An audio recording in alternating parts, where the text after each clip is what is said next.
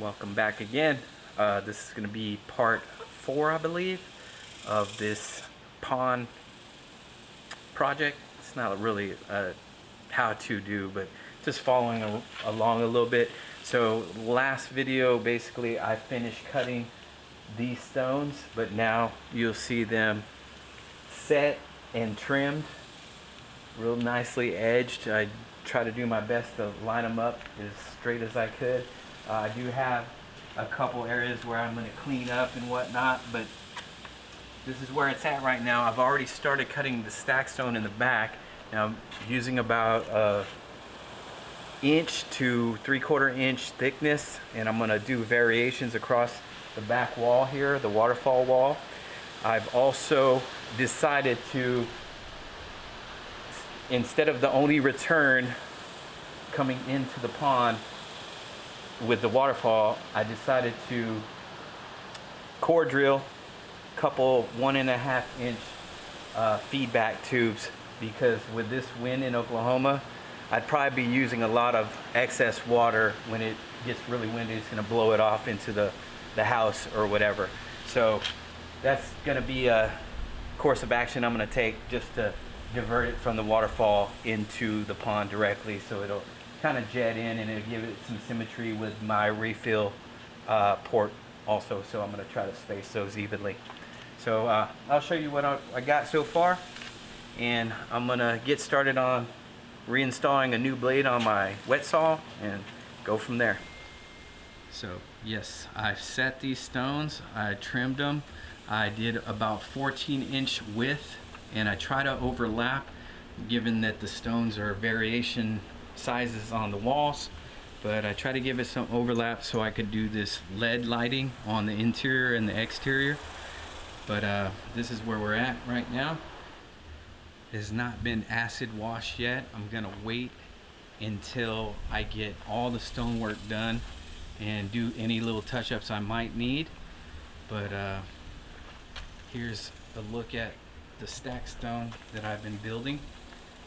Lots of cuts, but it's gonna give me a real nice unique finish. This is actual stone. This is not cultured stone that you could buy. That stuff is pretty expensive, but I figured I had this stone, might as well use it, right?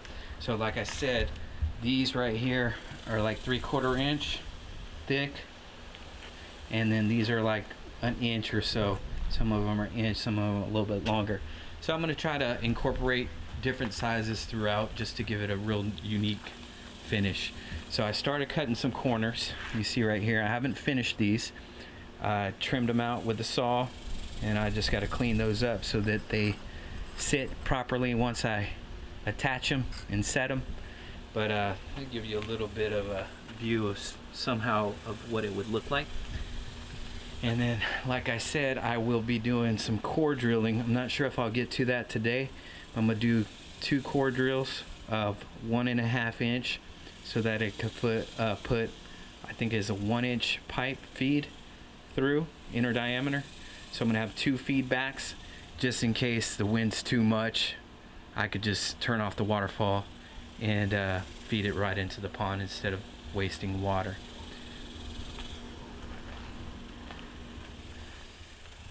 But I picked this bad boy up because I just didn't have the proper tools to cut this flagstone, which is a lot more manageable than my other stone. My other stone was pretty large, and I might have been able to use this a while back on some of the stone, but overall the stones that I was putting up were pretty big and not manageable to cut on here. So it came with a blade. It was used, but the blade has seen better days, and I got a brand new one right here, Harbor Freight Special, which this is a Chicago electric power tool. It cuts pretty good. It's a 10-inch, and it cuts pretty good, but like I said, this blade is kind of seen its better days. But I will get back to cutting some of this stone. I need to make enough to finish this whole wall on the sides, and then I'm going to cap it with some larger flagstone pieces that will just cap it. So it's been a few days later. I've been cutting stack stone. I've already went through 2 more blades. So the blade that I talked about replacing, so I went through that one and another one. So I'm on my 3rd blade that I'm replacing. It's a segmented blade. Hopefully I can finish out this project with that blade. So I'm going to show you the stone I have cut so far. I have a little bit more to cut. I got corners to cut, and I should be ready to start setting tomorrow. So that'll be the next video, but I'm going to show you what I got and the new blade that I got, and get to cutting. I shouldn't have that much more cutting today. I'm going to trim those corners up and finalize that, and like I said, hopefully just prep for tomorrow. And I didn't get to core drill yet, as you can see. Maybe I'll do that today, because today should be like about an hour or so of cutting and trimming. So I'm excited. It's been a long time coming, long afternoons after work. So I've got a lot of this stack stone cut. I think I need to finish this file right here, maybe a little bit more, and some corners. I need 20 corners for each corner side. This stuff just takes a long time to cut, and it does tear up the blades because it's pretty thick stuff. So I already have enough 20 to do that, but I do have to clean them up. As you see, this rough cut inside, just clean those up, and like I said, I'm going to stagger them accordingly. So I just need 20 and 20 for that side, and then core drill, and I'm definitely going to start setting tomorrow. I'm excited for that portion. So look at my mess. This is a mess, so I'll need a good rain to clean up my tree and go from there. My spa's taking a beating.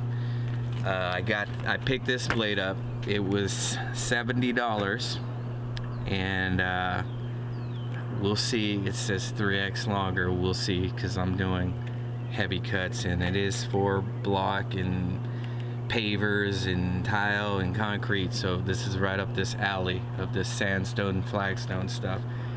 So hopefully, like I said, I could finish up with this blade. Don't have a whole bunch of cutting, but I do have a project later that I'll need to finish up with some of this flagstone, sandstone. So let me get to replacing this and knock this stuff out. Got all the 40 corners cut up. I still need to trim the inside of the corner. And I got the rest of my stack stone. Should have plenty. I should not run out when I'm doing this wall. As for this blade, it's super loud, probably 3 times as loud, and the cutting performance for what I'm cutting, the Harbor Freight $40 one, continuous, not segmented, it cut way better and smoother. This one is already so this is the one that I liked, the diamond LED, but this rigid, whatever you want to call it, the segmented one, it causes chipping. Even when it was brand new cutting, it was chipping.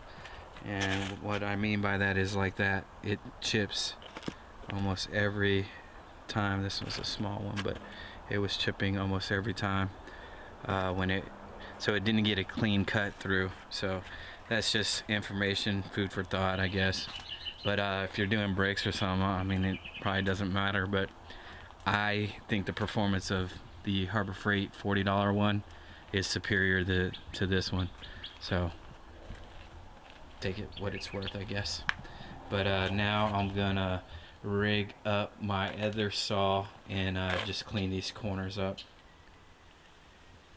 Get all this corner cleaned out. Hopefully I don't break any in the process. It's very delicate stone. All 40 corners are cut, and I have plenty enough stack stone, and should be tackling the rest tomorrow. I'm gonna probably do the core drill tomorrow also, but I do have to set up the board to start the stack stone, and then start mixing my mortar, type S mortar, with some additive that strengthens, and see how it works from there. Stay tuned.